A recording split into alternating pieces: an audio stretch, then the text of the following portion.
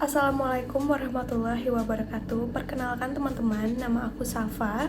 Aku adalah mahasiswa Ilmu Komunikasi dari Universitas Terbuka. Aku akan sharing ke teman-teman tentang apa sih term dalam logika dan logical fallacy. Aku akan menjelaskannya dengan cara sederhana dan yang pastinya nggak bikin pusing. Dalam dunia logika ini ada yang namanya term. Term itu ibarat sebagai bahan dasar dari pernyataan, yang dimana dia berperan sebagai subjek atau predikat. Ada term konkret versus term abstrak. Term konkret ini biasanya bisa kita rasakan, hal-hal yang bisa kita sentuh, yang bisa kita rasakan, yang bisa kita lihat wujudnya. Contohnya yaitu adalah manusia seperti kita, lalu ada tumbuhan, hewan, atau benda-benda di sekeliling teman-teman. Yang kedua, ada term umum versus term khusus. Kalau term umum itu biasanya mencakup banyak hal seperti hewan, tumbuhan. Jadi teman-teman ini ngomonginnya tidak spesifik.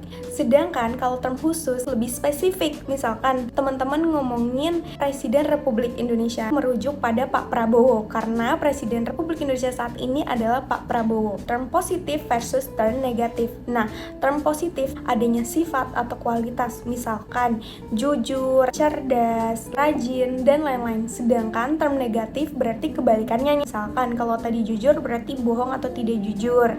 Kalau rajin berarti malas. Next, kita ngomongin logical fallacy atau bahasa Indonesia adalah sesat pikir. Logical fallacy atau sesat pikir itu adalah kesalahan dalam berpikir atau berargumen. Kelihatannya sih logis, tapi sebenarnya salah. Nah, logical fallacy ini memiliki 3 jenis. Yang pertama, ada ad hominem, menyerang kepada pribadinya, bukan argumennya.